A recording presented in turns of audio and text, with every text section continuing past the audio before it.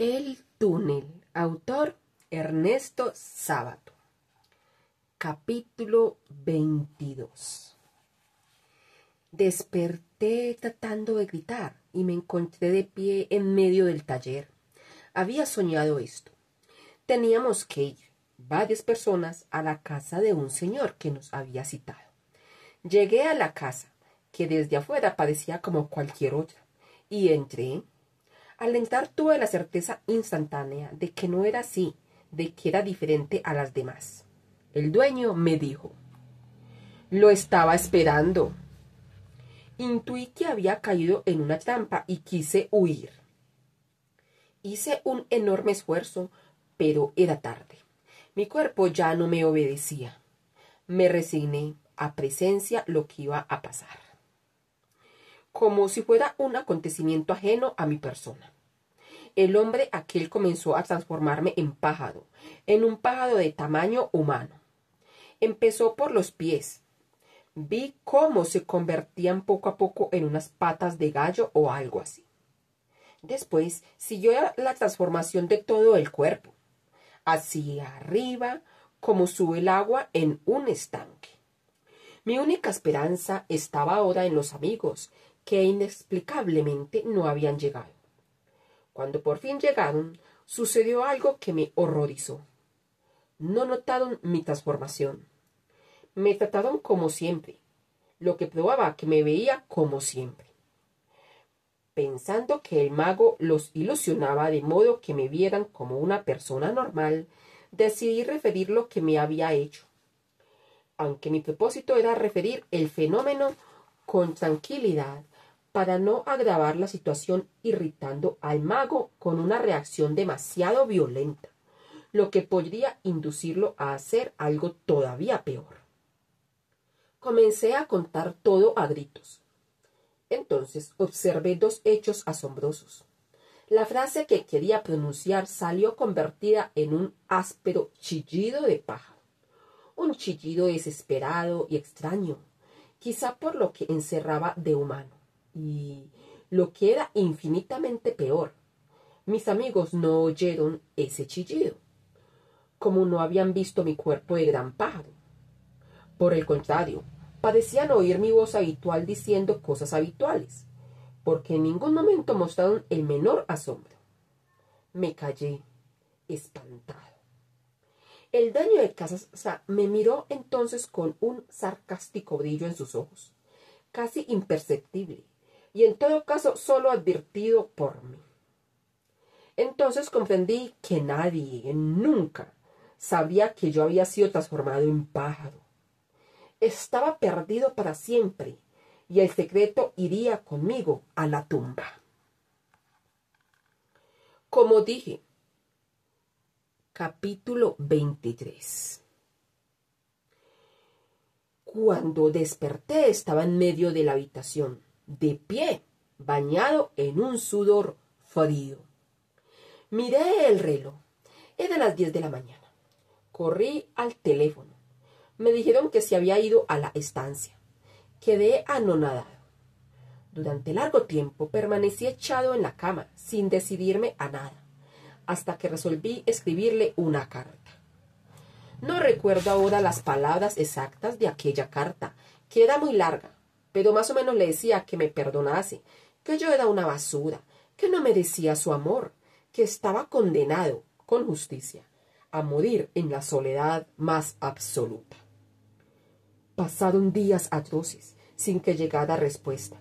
Le envié una segunda carta y luego una tercera y una cuarta, diciendo siempre lo mismo, pero cada vez con mayor desolación. En la última, decidí relatarle todo lo que había pasado aquella noche que siguió a nuestra separación. No escatimé detalle ni bajeza, como tampoco dejé de confesarle la tentación de suicidio.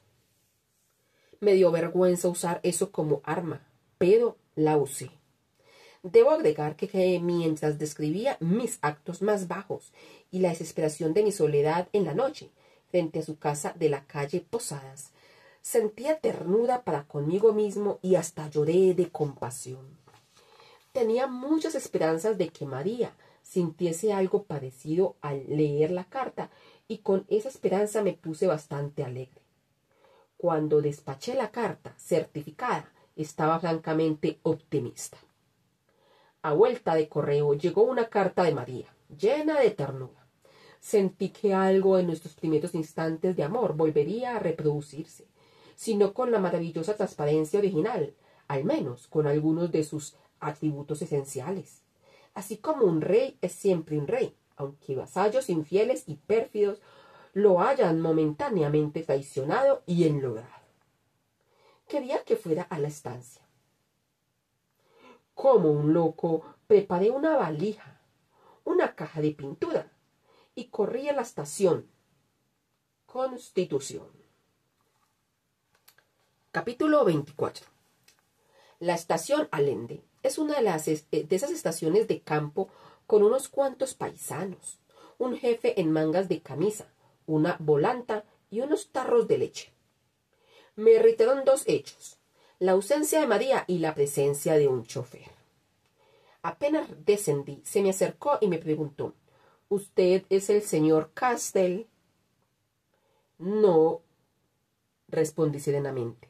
No soy el señor Castell.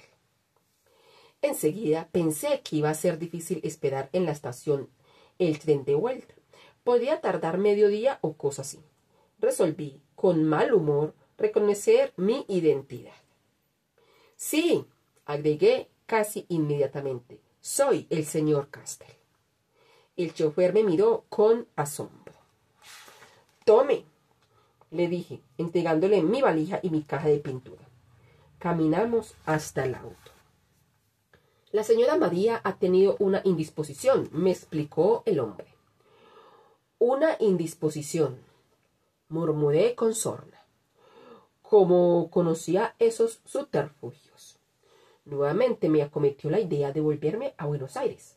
Pero ahora, además de la espera del tren, había otro hecho: la necesidad de convencer al chofer de que yo no era, efectivamente, Castell, o quizá la necesidad de convencerlo de que, si bien era el señor Castell, no era loco. Medité rápidamente en las diferentes posibilidades que se me presentaban y llegué a la conclusión de que, en cualquier caso, sería difícil convencer al chofer. Decidí dejarme arrastrar a la estancia. Además, ¿qué pasaría en caso de volverme? Era fácil de prever, porque se debía la repetición de muchas situaciones anteriores. Me quedaría con mi rabia, aumentada por la imposibilidad de descargarla en María. Sufriría horriblemente por no verla. No podría trabajar. Y todo en honor a una hipotética mortificación de María. Y digo hipotética porque jamás pude comprobar si verdaderamente la mortificaban esa clase de represalias. Hunter tenía cierto parecido con Allende. Creo haber dicho ya que son primos. Era alto, moreno, más bien flaco, pero de mirada escurridiza. Este hombre es un abólico y un hipócrita, pensé. Este pensamiento me alegró, al menos así lo creí en ese instante. Me recibió con una cortesía irónica y me presentó a una mujer flaca que fumaba con una boquilla larguísima. Tenía acento parisiense. Se llamaba Mimi Allende. Era malvada y miope. Pero ¿dónde diablos se habría metido María? ¿Estaría indispuesta de verdad entonces? Yo estaba tan ansioso que me había olvidado casi de la presencia de esos entes. Pero al recordar de pronto mi situación, me di bruscamente vuelta en dirección a Hunter para controlarlo. Es un método que da excelentes resultados con individuos de este género. Hunter estaba escrutándome con ojos irónicos, que trató de cambiar instantáneamente. María tuvo una indisposición y se ha recostado, dijo, pero creo que bajará pronto. Me maldije mentalmente por distraerme. Con aquella gente era necesario estar en constante guardia. Además, tenía el firme propósito de levantar un censo de sus formas de pensar, de sus chistes, de sus reacciones, de sus sentimientos. Todo me era de gran utilidad con María. Me dispuse, pues, a escuchar y ver, y traté de hacerlo en el mejor estado de ánimo posible. Volví a pensar que me alegraba el aspecto de general hipocresía de Hunter y la flaca. Sin embargo, mi estado de ánimo era sombrío. «Así que usted es pintor», dijo la mujer miope, mirándome con los ojos semicerrados, como se hace cuando hay viento con tierra. Ese gesto, provocado seguramente por su deseo de mejorar la miopía sin anteojos, como si con anteojos pudiera ser más fea, aumentaba su aire de insolencia e hipocresía. «Sí, señora», respondí con rabia. Tenía la certeza de que era señorita. «Castell es un magnífico pintor», explicó el otro. Después agregó una serie de idioteces a manera de elogio, repitiendo esas pavadas que los críticos escribían sobre mí cada vez que había una exposición. Sólido, etc. No puedo negar que al repetir esos lugares comunes revelaba cierto sentido del humor. Vi que Mimi volvía a examinarme con los ojitos semicerrados y me puse bastante nervioso, pensando que hablaría de mí. Aún no la conocía bien. «¿Qué pintores prefiere?», me preguntó como quien está tomando examen. No, ahora que recuerdo, eso me lo preguntó después que bajamos. Apenas me presentó a esa mujer que estaba sentada en el jardín, cerca de una mesa donde se habían puesto las cosas para el té. Hunter me llevó adentro, a la pieza que me habían destinado. Mientras subíamos, la casa tenía 2 pisos. Me explicó que la casa, con algunas mejoras, era casi la misma que había construido el abuelo en el viejo casco de la estancia del bisabuelo. ¿Y a mí qué me importa?, pensaba yo. Era evidente que el tipo quería mostrarse sencillo y franco, aunque ignoro con qué objeto. Mientras él decía algo de un reloj de sol o de algo con sol, yo pensaba que María quizá debía estar en alguna de las habitaciones de arriba. Quizá por mi cara escrutadora. «Hunter», me dijo, «acá hay varios dormitorios. En realidad la casa es bastante cómoda, aunque está hecha con un criterio muy gracioso». Recordó que Hunter era arquitecto. Habría que ver qué entendía por construcciones no graciosas. «Este es el viejo dormitorio del abuelo y ahora lo ocupo yo», me explicó señalando el del medio, que estaba frente a la escalera. Después me abrió la puerta de un dormitorio. «Este es su cuarto», explicó. Me dejó solo en la pieza y dijo que me esperaría abajo para el té. Apenas quedé solo, mi corazón comenzó a latir con fuerza, pues pensé que María podría estar en cualquiera de esos dormitorios, quizá en el cuarto de al lado. Parado en medio de la pieza, no sabía qué hacer. Tuve una idea. Me acerqué a la pared que daba al otro dormitorio, no al de Hunter, y golpeé suavemente con mi puño. Esperé respuesta, pero no me contestó. Salí al corredor, miré si no había nadie. Me acerqué a la puerta de al lado y mientras sentía una gran agitación, levanté el puño para golpear. No tuve valor y volví casi corriendo a mi cuarto. Después decidí bajar al jardín. Estaba muy desorientado. 25. Capítulo. Fue una vez en la mesa que la flaca me preguntó a qué pintores prefería. Cité torpemente algunos nombres: Van Gogh, El Greco. Me miró con ironía y dijo, como para sí: «¿Tienes?». Después agregó: «A mí me disgusta la gente demasiado grande. Te diré», prosiguió dirigiéndose a Hunter, «que esos tipos como Miguel Ángel o El Greco me molestan. Es tan agresiva la grandeza y el dramatismo. ¿No crees que es casi mala educación? Yo creo que el artista debería imponerse el deber de no llamar jamás la atención. Me indignan los excesos del dramatismo y de originalidad. Fíjate que ser original es en cierto modo estar poniendo de manifiesto la mediocridad de los demás, lo que me parece de gusto muy dudoso. Creo que si yo pintase o escribiese haría cosas que no llamasen la atención en ningún momento». «No lo pongo en duda», comentó Hunter con malignidad. Después agregó: «Estoy seguro de que no te gustaría escribir, por ejemplo, Los hermanos Karamazov».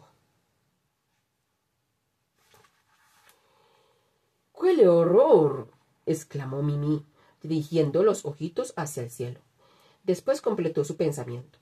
Todos parecen Nouveau-Riches de la conciencia. Incluso ese Moine. ¿Cómo se llama? Susimi. ¿Por qué no decís Sosimo, Mimi? A menos que te decidas a decirlo en ruso. Ya empiezas con tus tonterías puristas. Ya sabes que los nombres rusos pueden decirse de muchas maneras. Como decía aquel personaje de una farsa, Tolstoy o Tolstoa, que de las dos maneras se puede y se debe decir. Será por eso, comentó Hunter, que en una traducción española que acabo de leer, directa del ruso, según la editorial, ponen Tolstoy con diéresis en la I. ¡Ay! Me encantan esas cosas, comentó alegremente Mimi.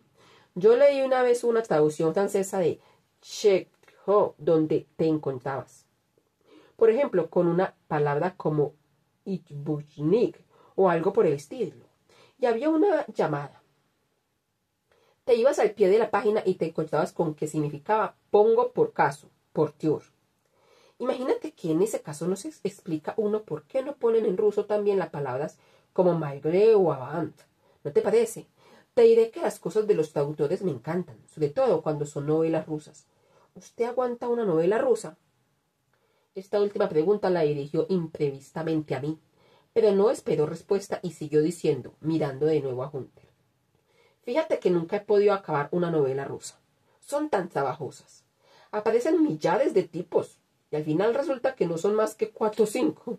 Pero claro, cuando te empiezas a orientar con un señor que se llama Alexandre, luego resulta que se llama Sacha y luego Sachka y luego Sachenka. Y de pronto algo grandioso como Alexandre Alexandrovich Bunini.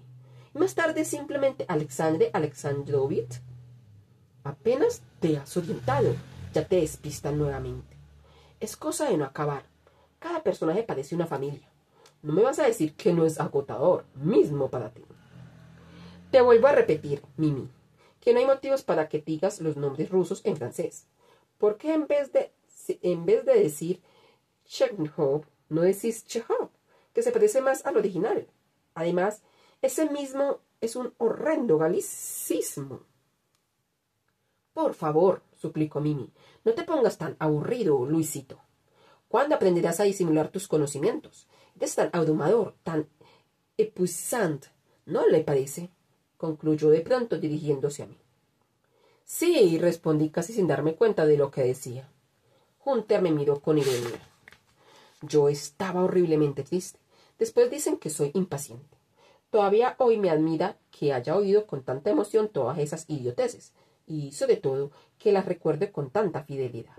Lo curioso es que mientras las oía trataba de alegrarme haciéndome esta reflexión. Esta gente es frívola, superficial. Gente así no puede producir en María más que un sentimiento de soledad. Gente así no puede ser rival. Y sin embargo no lograba ponerme alegre. Sentía que en lo más profundo alguien me recomendaba tristeza. Y al no poder darme cuenta de la raíz de esta tristeza me ponía malhumorado, nervioso. Por más que trataba de calmarme prometiéndome examinar el fenómeno cuando estuviese solo, pensé también que la causa de la tristeza podía ser la ausencia de María, pero me di cuenta de que esa ausencia más me irritaba que entristecía. No era eso. Ahora estaba hablando de novelas policiales. Oí de pronto que la mujer preguntaba a Hunter si había leído la última novela del Séptimo Círculo. ¿Para qué? Respondió Hunter. Todas las novelas policiales son iguales. Una por año, está bien. Pero una por semana me parece mostrar poca imaginación en el lector. Mimi se indignó. Quiero decir, simuló que se indignaba. No digas tonterías, dijo. Son la única clase de novela que puedo leer ahora. Te diré que me encantan. Todo tan complicado y detectives tan maravillosos que saben de todo. Arte de la época de Ming, grafología, teoría de Einstein, béisbol, arqueología, quiromancia, economía política, estadísticas de la cría de conejos en la India. Y después son tan infalibles que da gusto. ¿No es cierto? Preguntó dirigiéndose nuevamente a mí. Me tomó tan inesperadamente que no supe qué responder. Sí, es cierto, dije, por decir algo. Hunter volvió a mirarme con ironía. Le diré a George que las novelas policiales te revientan, agregó Mimi, mirando a Hunter con severidad. Yo no he dicho que me revienten, he dicho que me parecen todas semejantes. De cualquier manera se lo diré a George. Menos mal que no todo el mundo tiene tu pedantería. Al señor Castell, por ejemplo, le gustan, ¿no es cierto? ¿A mí? Preguntó horrorizada. Claro, prosiguió Mimi, sin esperar mi respuesta y volviendo la vista nuevamente hacia Hunter. Que si todo el mundo fuera tan savant como tú, no se podría ni vivir. Estoy segura que ya debes tener toda una teoría sobre la novela policial. Así es, aceptó Hunter, sonriendo. No le decía, comentó Mimi con seguridad, dirigiéndose de nuevo a mí y como poniéndome de testigo. No, si yo a este lo conozco bien. A ver, no tengas ningún escrúpulo en lucirte. Te debes estar muriendo de las ganas de explicarla. Hunter, en efecto, no se hizo rogar mucho. Mi teoría, explicó, es la siguiente. La novela policial representa en el siglo XX lo que la novela de caballería en la época de Cervantes. Más todavía, creo que podría hacerse algo equivalente a Don Quijote, una sátira de la novela policial. Imaginen ustedes un individuo que se ha pasado la vida leyendo novelas policiales y que ha llegado a la locura de creer que el mundo funciona como una novela de Nicholas Blake o de Hilary Quinn. Imaginan que ese pobre tipo se larga finalmente a descubrir crímenes y a proceder en la vida real como procede un detective en una de esas novelas. Creo que se podría hacer algo divertido, trágico, simbólico, satírico y hermoso. ¿Y por qué no lo haces?, preguntó burlonamente Mimi. Por dos razones. No soy Cervantes y tengo mucha pereza. Me parece que basta con la primera razón, opinó Mimi. Después se dirigió desgraciadamente a mí. Este hombre, dijo, señalando de costado a Hunter con su larga boquilla, habla contra las novelas policiales porque es incapaz de escribir una sola, aunque sea la novela más aburrida del mundo. Dame un cigarrillo, dijo Hunter dirigiéndose a su prima. Después agregó, ¿Cuándo dejarás de ser tan exagerada? En primer lugar, yo no he hablado contra las novelas policiales. Simplemente dije que se podría escribir algo así como el Don Quijote de nuestra época. En segundo lugar, te equivocas sobre mi absoluta incapacidad para ese género. Una vez se me ocurrió una linda idea para una novela policial. Sam's Black, se limitó a decir Mimi. Sí, te digo que sí. Fíjate, un hombre tiene madre, mujer y un chico. Una noche matan misteriosamente a la madre. Las investigaciones de la policía no llegan a ningún resultado. Un tiempo después matan a la mujer. La misma cosa. Finalmente matan al chico. El hombre está enloquecido, pues quiere a todos, sobre todo al hijo. Desesperado, decide investigar los crímenes por su cuenta. Con los habituales métodos inductivos, deductivos, analíticos, sintéticos, etc., de esos genios de la novela policial, llega a la conclusión de que el asesino deberá cometer un cuarto asesinato, el día tal, a la hora tal, en el lugar tal. Su conclusión es que el asesino deberá matarlo ahora a él. En el día y hora calculados, el hombre va al lugar donde debe cometerse el cuarto asesinato y espera al asesino. Pero el asesino no llega. Revisa sus deducciones. ¿Podría haber calculado mal el lugar? No, el lugar está bien. ¿Podría haber calculado mal la hora? No, la hora está bien. La conclusión es horrorosa. El asesino debe estar ya en el lugar. En otras palabras, el asesino es el mismo que ha cometido los otros crímenes en estado de inconsciencia. El detective y el asesino son la misma persona. Demasiado original para mi gusto, comentó Mimi. ¿Y cómo concluye? ¿No decías que debía haber un cuarto asesinato? La conclusión es evidente, dijo Hunter con pereza. El hombre se suicida. Queda la duda de si se mata por remordimientos o si el yo asesino mata al yo detective, como en un vulgar asesinato. ¿No te gusta? Me parece divertido. Pero una cosa es contarla así y otra escribir la novela. En efecto, admitió Hunter, con tranquilidad. Después, la mujer empezó a hablar de un quiromántico que había conocido en Mar del Plata y de una señora vidente. Hunter hizo un chiste y Mimi se enojó. Te imaginarás que tiene que ser algo serio, dijo. El marido es profesor en la Facultad de Ingeniería.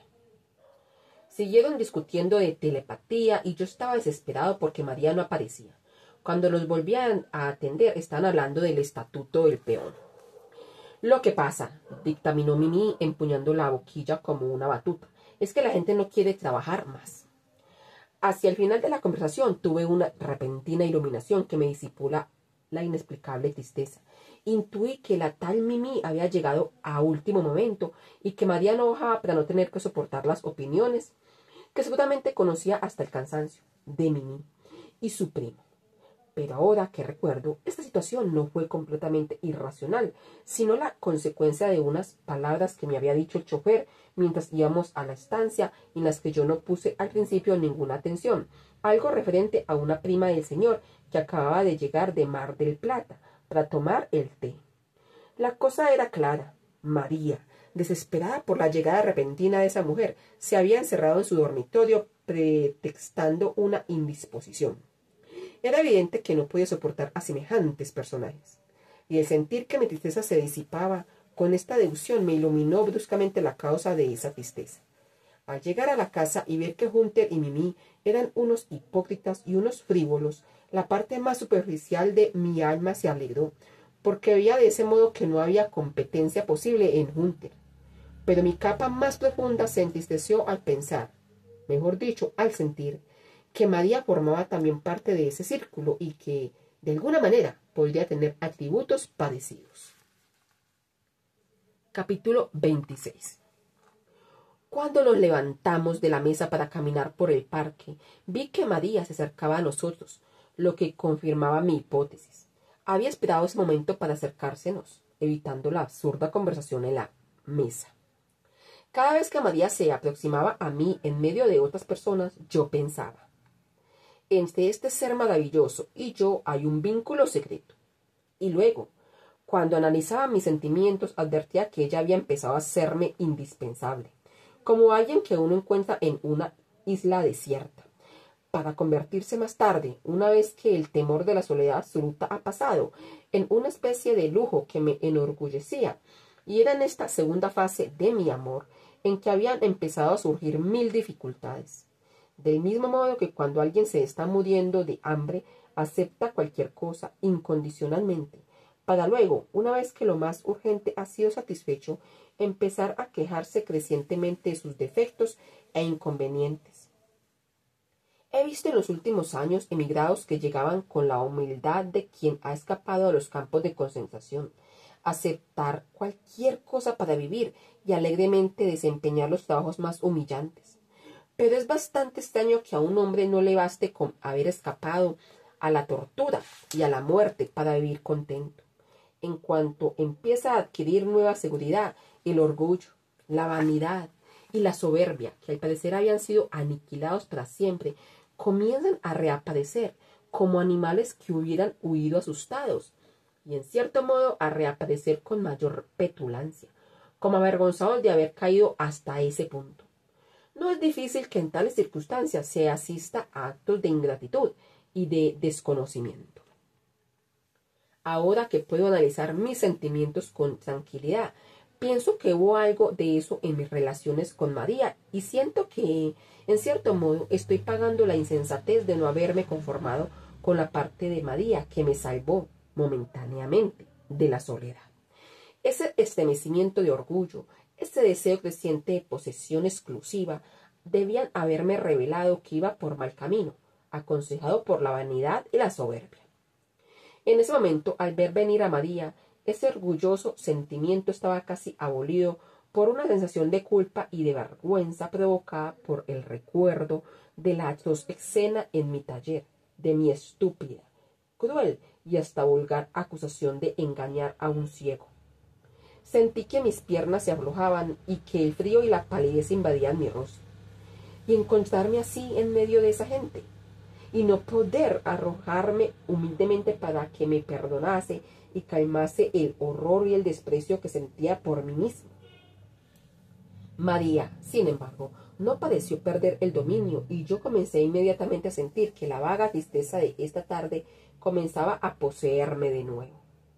Me saludó con una expresión muy medida, como queriendo probar ante los dos primos que entre nosotros no había más que una simple amistad. Recordé, con un malestar de ridículo, una actitud que había tenido con ella unos días antes. En uno de esos arrebatos de desesperación le había dicho que algún día quería, al atardecer, mirar desde una colina las torres de San Gemignano. Me miró con fervor y me dijo: «¡Qué maravilloso, Juan Pablo!». Pero cuando le propuse que nos escapásemos esa misma noche, se espantó, su rostro se endureció y dijo sombríamente: «No tenemos derecho a pensar en nosotros solos. El mundo es muy complicado». Le pregunté qué quería decir con eso. Me respondió con acento aún más sombrío: «La felicidad está rodeada de dolor». La dejé bruscamente, sin saludarla. Más que nunca, sentí que jamás llegaría a unirme con ella en forma total y que debía resignarme a tener frágiles momentos de comunión, tan melancólicamente inasibles como el recuerdo de ciertos sueños o como la felicidad de algunos pasajes musicales. Y ahora llegaba y controlaba cada movimiento, calculaba cada palabra, cada gesto de su cara. Hasta era capaz de sonreír a esa otra mujer. Me preguntó si había traído las manchas. «¿Qué manchas?», exclamé con rabia, sabiendo que malograba alguna complicada maniobra, aunque fuera un favor nuestro. «Las manchas que prometió mostrarme», insistió con tranquilidad absoluta. «Las manchas del puerto». La miré con odio, pero ella mantuvo serenamente mi mirada, y por un décimo de segundo sus ojos se hicieron blandos y parecieron decirme: «Compadéceme de todo eso». Querida María, cómo sufrí por ese instante de ruego y de humillación. La miré con ternura y le respondí: «Claro que las traje, las tengo en el dormitorio». «Tengo mucha ansiedad por verlas», dijo, nuevamente con la frialdad de antes. «Podemos verlas ahora mismo», comenté, adivinando su idea. Temblé ante la posibilidad que se nos uniera Mimi, pero María la conocía más que yo, de modo que añadió enseguida algunas palabras que impedían cualquier intento de entrometimiento. «Volvemos pronto», dijo, y apenas pronunciadas, me tomó del brazo con decisión y me condujo hacia la casa. Observé fugazmente a los que quedaban y me pareció advertir un relámpago intencionado en los ojos con que Mimi miró a Hunter. 27. Capítulo. Pensaba quedarme varios días en la estancia, pero solo pasé una noche. Al día siguiente de mi llegada, apenas salió el sol, escapé a pie con la valija y la caja.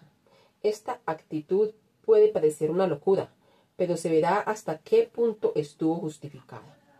Apenas nos separamos de Hunter y Mimi, fuimos adentro, subimos a buscar las presuntas manchas y finalmente bajamos con mi caja de pintura y una carpeta de dibujos, destinada a simular las manchas.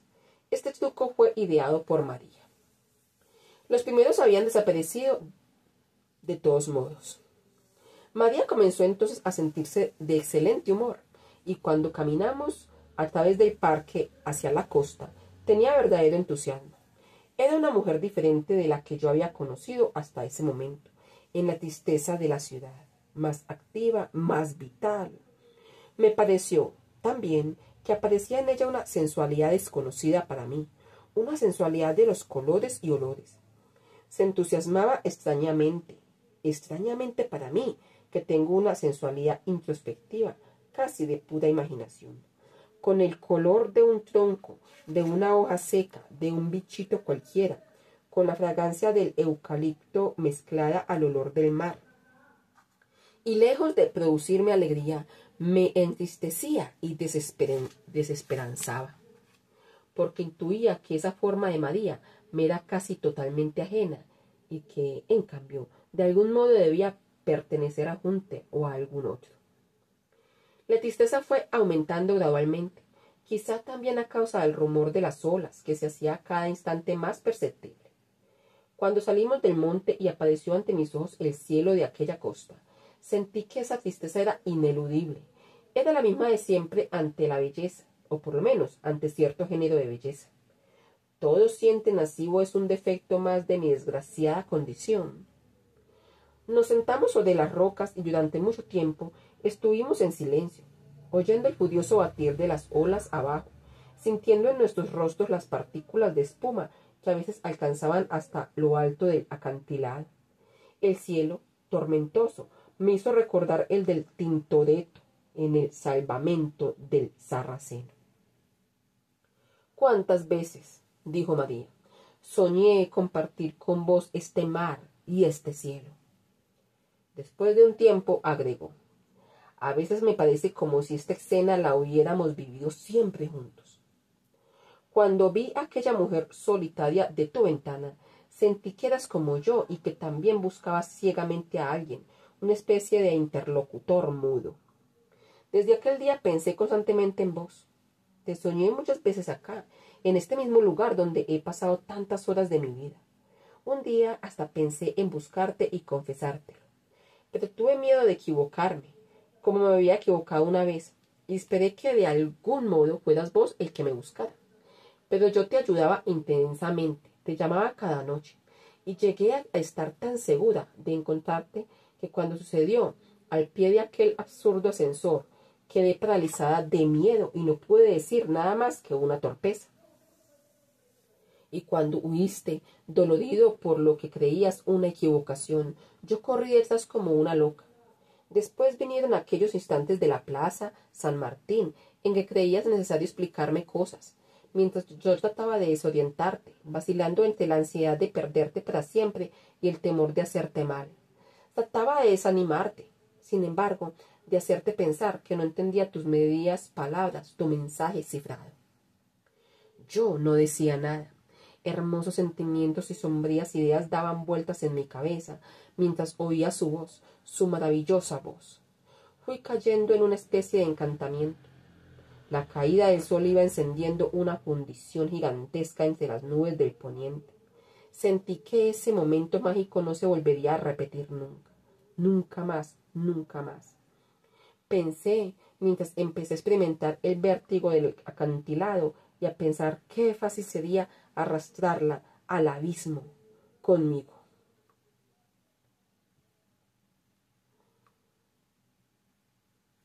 Oí fragmentos. Dios mío, muchas cosas en esta eternidad que estamos juntos. Cosas horribles. No solo somos este paisaje, sino pequeños seres de carne y huesos, llenos de fealdad, de insignificancia. El mar se había ido transformando en un oscuro monstruo. Pronto la oscuridad fue total y el rumor de las olas allá abajo adquirió sombría atracción. Pensar que era tan fácil. Ella decía que éramos seres llenos de fealdad e insignificancia, pero aunque yo sabía hasta qué punto era yo mismo capaz de cosas innobles, me desolaba el pensamiento de que también ella podía hacerlo, que seguramente lo era. ¿Cómo? Pensaba. ¿Con quiénes? ¿Cuándo? Y un sordo deseo de precipitarme sobre ella y destrozarla con las uñas y de apretar su cuello hasta ahogarla y arrojarla al mar iba creciendo en mí. De pronto oí otros fragmentos de frases. Hablaba de un primo, Juan o algo así. Habló de la infancia en el campo. Me pareció oír algo de hechos, tormentosos y crueles, que habían pasado con ese otro primo. Me pareció que María me había estado haciendo una preciosa confesión y que yo, como un estúpido, la había perdido. ¡Qué hechos tormentosos y crueles! Grité. Pero extrañamente no pareció oírme. También ella había caído en una especie de sopor. También ella parecía estar sola. Pasó un largo tiempo, quizá media hora. Después sentí que acariciaba mi cara, como lo había hecho en otros momentos parecidos. Yo no podía hablar. Como con mi madre cuando chico, puse la cabeza sobre su regazo y así quedamos un tiempo quietos, sin transcurso, hecho de infancia y de muerte. Qué lástima que debajo hubieran hechos inexplicables y sospechosos. Cómo deseaba equivocarme, cómo ansiaba que María no fuera más que ese momento. Pero era imposible. mientras oía los latidos de su corazón junto a mis oídos, y mientras su mano acariciaba mis cabellos, sombríos pensamientos se movían en la oscuridad de mi cabeza, como en un sótano pantanoso. Esperaban el momento de salir, chapoteando, gruñendo sordamente en el barro. Capítulo 28. Pasaron cosas muy raras. Cuando llegamos a la casa encontramos a Hunter muy agitado, aunque es de esos que creen de mal gusto mostrar las pasiones. Trataba de disimularlo, pero era evidente que algo pasaba. Mimi se había ido y en el comedor todo estaba dispuesto para la comida. Aunque era claro que nos habíamos retardado mucho, pues apenas llegamos se notó un acelerado y eficaz movimiento de servicio. Durante la comida casi no se habló. Vigilé las palabras y los gestos de Hunter porque intuí que echarían luz sobre muchas cosas que se me estaban ocurriendo y sobre otras ideas que estaban por reforzarse. También vigilé la cara de María. Era impenetrable. Para disminuir la tensión, María dijo que estaba leyendo una novela de Sartre, de evidente mal humor. Hunter comentó: novelas en esta época. Que las escriban, vaya y pase, pero que las lean. Nos quedamos en silencio y Hunter no hizo ningún esfuerzo para atenuar los efectos de esa frase.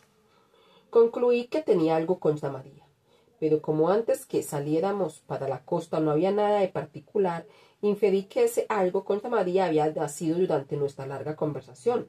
Era muy difícil admitir que no fuera a causa de esa conversación, o mejor dicho, a causa del largo tiempo que habíamos permanecido allá. Mi conclusión fue: Hunter estaba celoso, y eso prueba que entre él y ella hay algo más que una simple relación de amistad y de parentesco. Desde luego, no era necesario que María sintiese amor por él.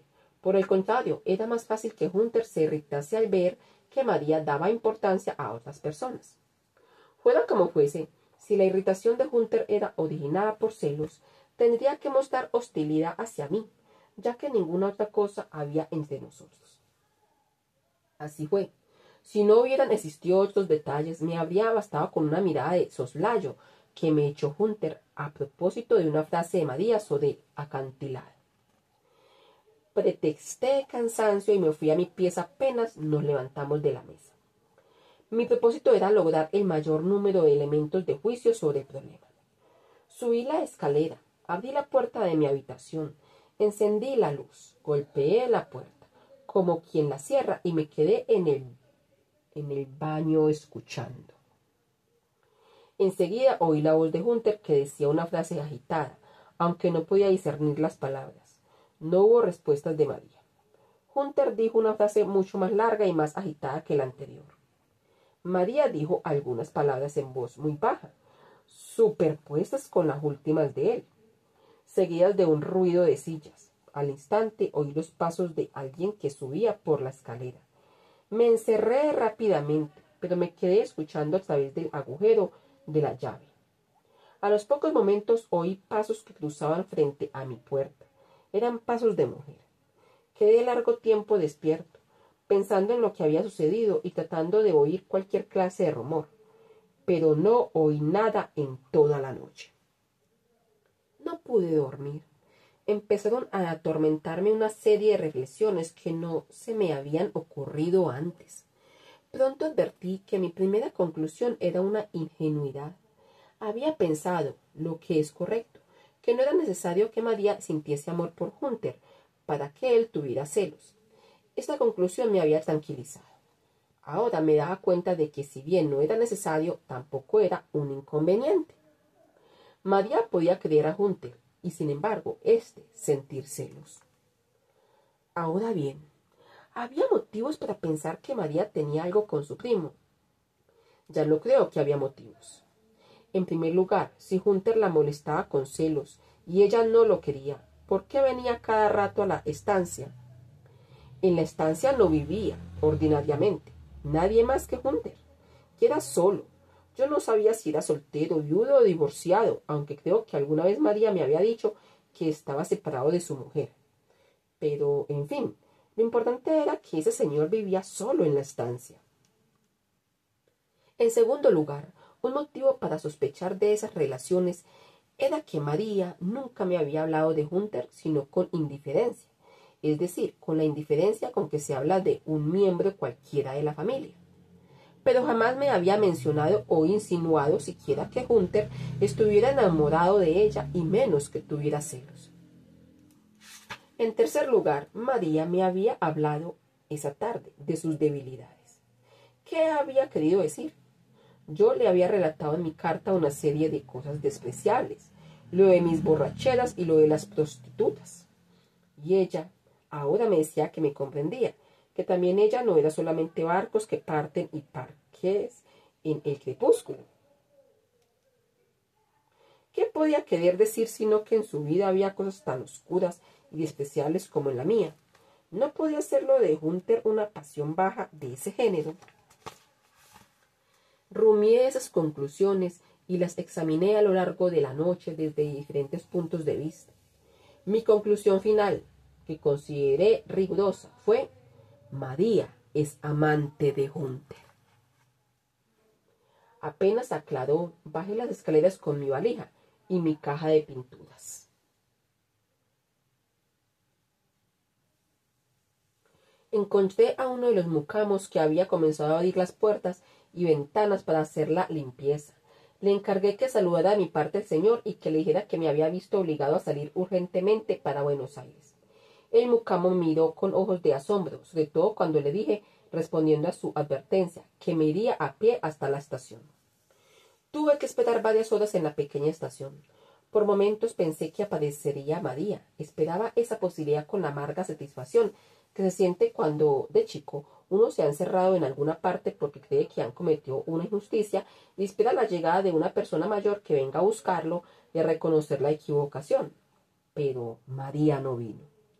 Cuando llegó el tren y miré hacia el camino por última vez, con la esperanza de que apareciera a último momento, y no la vi llegar, sentí una infinita tristeza.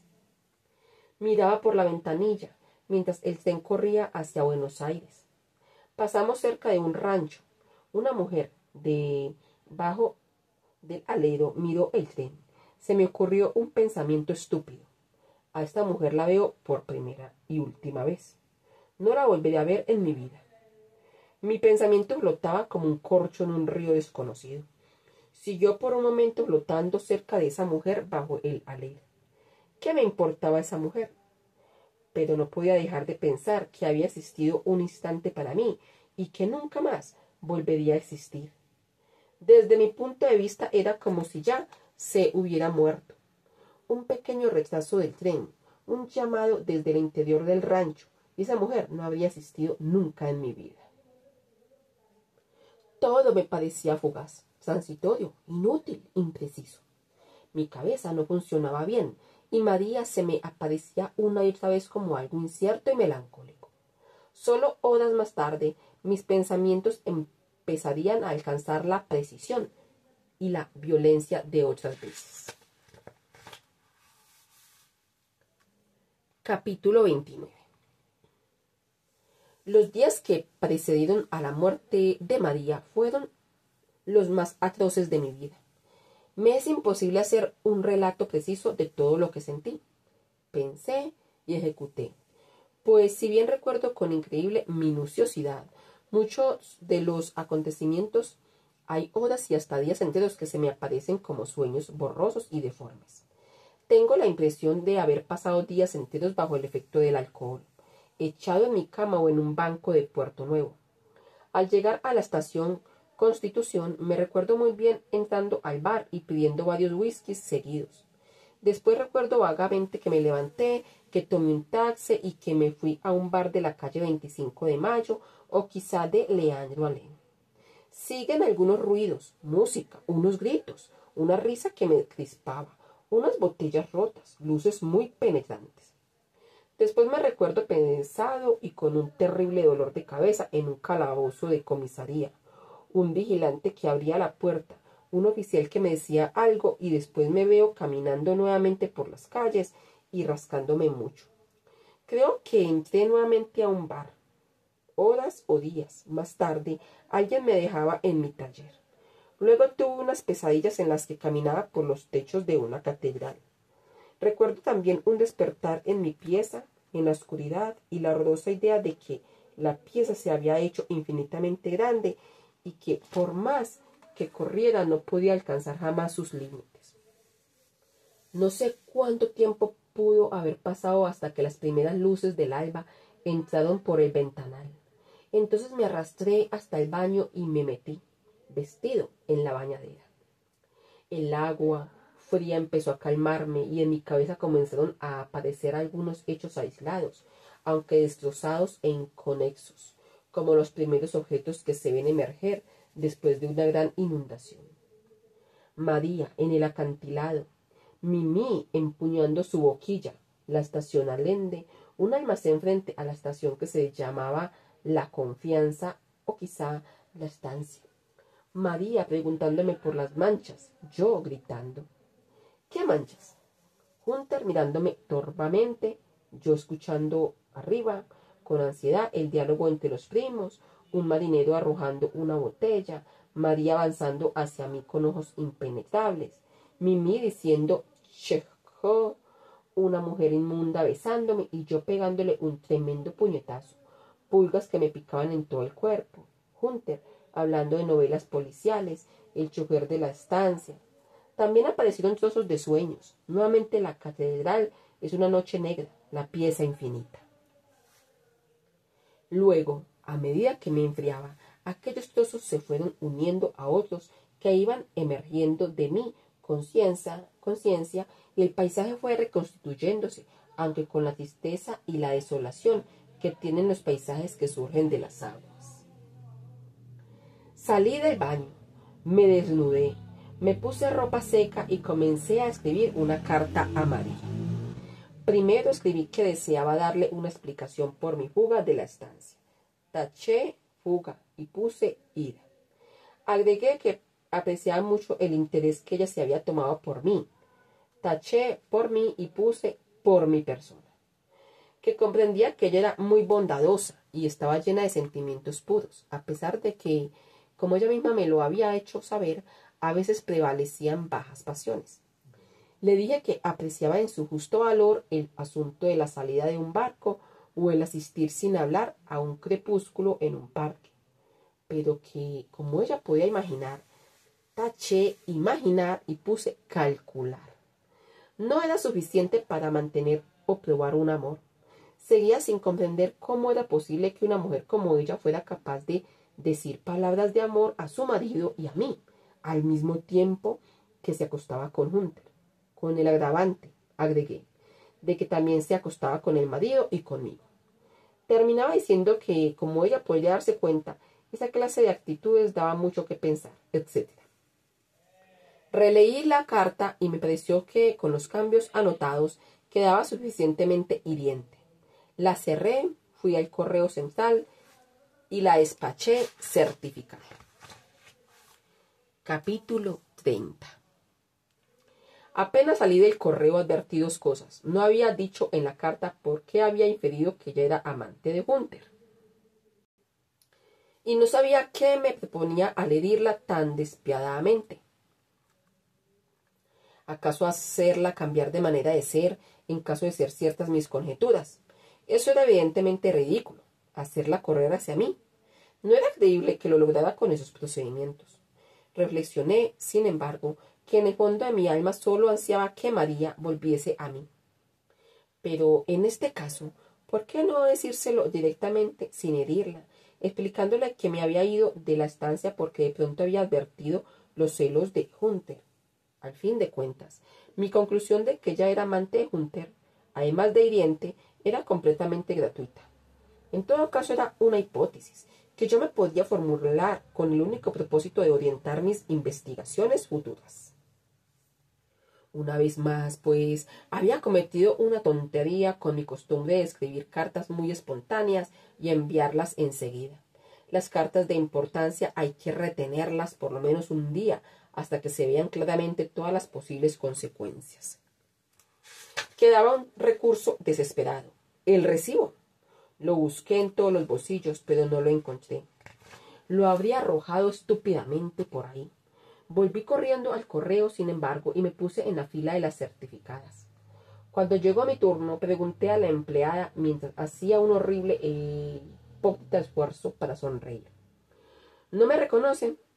La mujer me miró con asombro. Seguramente pensó que era loco. Para sacarla de su error, le dije que era la persona que acaba de enviar una carta a la estancia. Los ombúes. El asombro de aquella estúpida pareció aumentar, y tal vez con el deseo de compartirlo, de pedir consejo ante algo que no alcanzaba a comprender, volvió su rostro hacia un compañero, me miró nuevamente a mí. Perdí el recibo, expliqué. No obtuve respuesta. Quiero decir que necesito la carta y no tengo el recibo, agregué. La mujer y el otro empleado se miraron durante un instante, como dos compañeros de baraja. Por fin, con el acento de alguien que está profundamente maravillado, me preguntó: ¿Usted quiere que le devuelvan la carta? Así es. ¿Y ni siquiera tiene el recibo?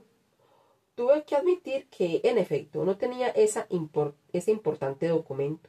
El asombro de la mujer había aumentado hasta el límite. Balbuceó algo que no entendí y volvió a mirar a su compañero. ¿Quiere que le devuelvan una carta?, tartamudeó. El otro sonrió con infinita estupidez, pero con el propósito de querer mostrar viveza. La mujer me miró y me dijo: es completamente imposible. Le puedo mostrar documentos, repliqué, sacando unos papeles. No hay nada que hacer, el reglamento es terminante. El reglamento, como usted comprenderá, debe estar de acuerdo con la lógica, exclamé con violencia, mientras comenzaba a irritarme un lunar con pelos largos que esa mujer tenía en la mejilla. ¿Usted conoce el reglamento?, me preguntó con sorna. No hay necesidad de conocerlo, señora, respondí fríamente, sabiendo que la palabra señora debía herirla mortalmente. Los ojos de la arpía brillaban ahora de indignación. Usted comprende, señora, que el reglamento no puede ser ilógico. Tiene que haber sido redactado por una persona normal, no por un loco. Si yo despacho una carta y al instante vuelvo a pedir que me la devuelvan porque me he olvidado de algo esencial, lo lógico es que se atienda a mi pedido. ¿O es que el correo tiene empeño en hacer llegar cartas incompletas o equívocas? Es perfectamente claro y razonable que el correo es un medio de comunicación, no un medio de compulsión. El correo no puede obligar a mandar una carta si yo no quiero. Pero usted lo quiso, respondió. Sí, grité, pero le vuelvo a repetir que ahora no lo quiero. No me grite, no sea maleducado. Ahora es tarde. No es tarde porque la carta está allí, dije, señalando hacia el cesto de las cartas despachadas.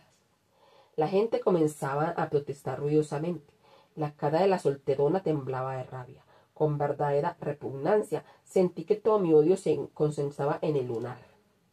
Yo le puedo probar que soy la persona que ha mandado la carta, repetí, mostrándole unos papeles personales.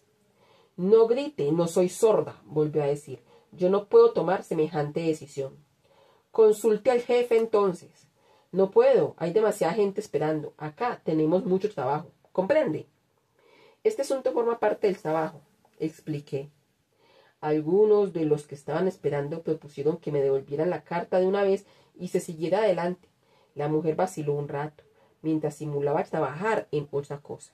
Finalmente fue adentro y al cabo de un largo rato volvió con un humor de perro. Buscó en el cesto. ¿Qué estancia?, preguntó con una especie de silbido de víbora. Estancia Los Ombúes, respondí con venenosa calma. Después de una búsqueda falsamente alargada, tomó la carta en sus manos y comenzó a examinarla como si lo hiciera en venta y dudase de las ventajas de la compra. Solo tiene iniciales y dirección, dijo. ¿Y eso? ¿Qué documentos tiene para probarme que es la persona que mandó la carta? Tengo el borrador, dije, mostrándolo.